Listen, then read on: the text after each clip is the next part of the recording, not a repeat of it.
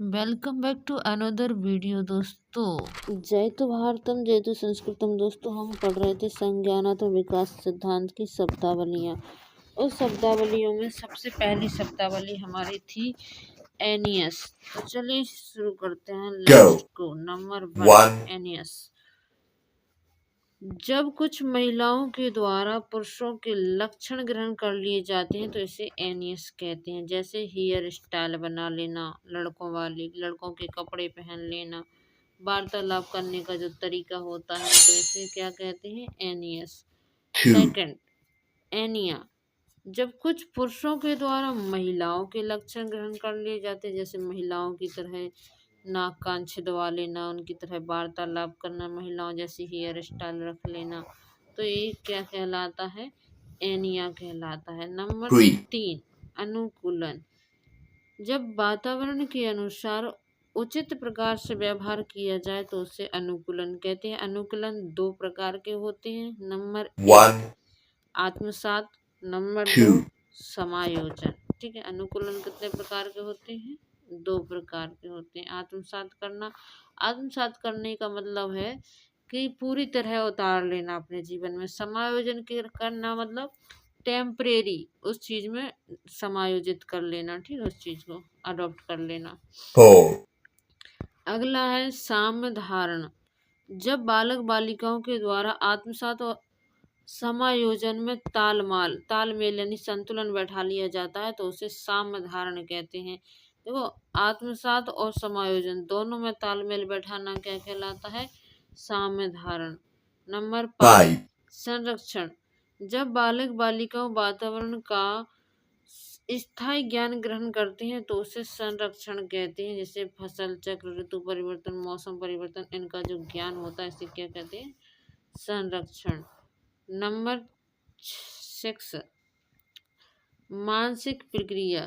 जब समस्या का समाधान करने के लिए मानसिक प्रक्रिया प्रारंभ होती है, अर्थात मानसिक प्रक्रिया अदृश्य होती है। समस्या का समाधान मानसिक रूप से चिंतन करके किया जाता है, उसे मानसिक प्रक्रिया कहते हैं। मतलब सीधी बात है कि जो चिंतन होता है किसी समस्या के समाधान के लिए वो मस्तिष्क के द्वारा होता है, तो कौन सी प्रक्रिया हो गई? मानसिक प्रक्रिया।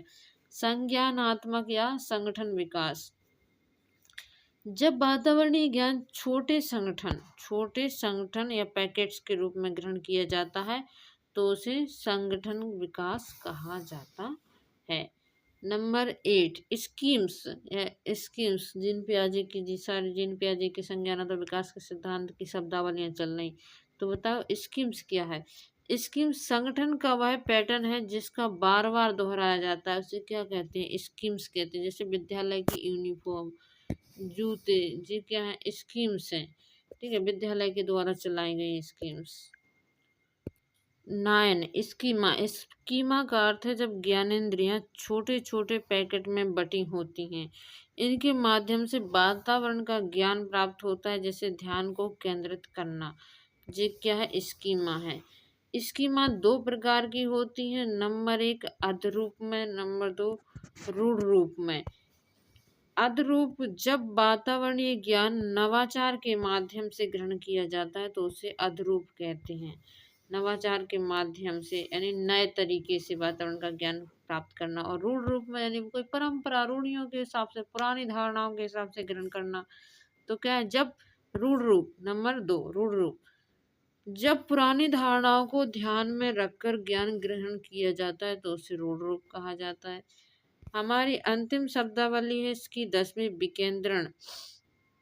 जब नवजात शिशु की आयु 3 से 4 माह होती है तब उसमें वस्तु स्थायित्व का भाव जागृत होता है, लेकिन 23 से 24 माह में वस्तु स्थायित्व का भाव जब 3-4 माह का हो तो वस्तु स्थायित्व का भाव जागृत नहीं होता। जब 23 से 24 माह हुआ हो जाता है तब उसमें वस्तु स्थायित्व का भाव जागृत हो जाता है। तो ये थी हमारी शब्दावलियाँ। मिलते हैं हम आपको अगली वीडियो में अवस्थाओं के साथ में, जीन पियाजे के संज्ञानात्मक विकास की अवस्थाओं के साथ में। तो बाय। जब तक के लिए आपको जय श्री राम, वंदे मातरम, भारत माता की जय। Thanks for watching, bye, take care, see you next video. दोस्तों काफी दिनों से आपके लिए वीडियो लेके नहीं आ रही, इसके लिए मैं सॉरी चाहती हूँ, लेकिन आप वीडियो को ज्यादा से ज्यादा शेयर कीजिए, मुझे अपना इंटरेस्ट शो करवाइए ताकि मैं ज्यादा से ज्यादा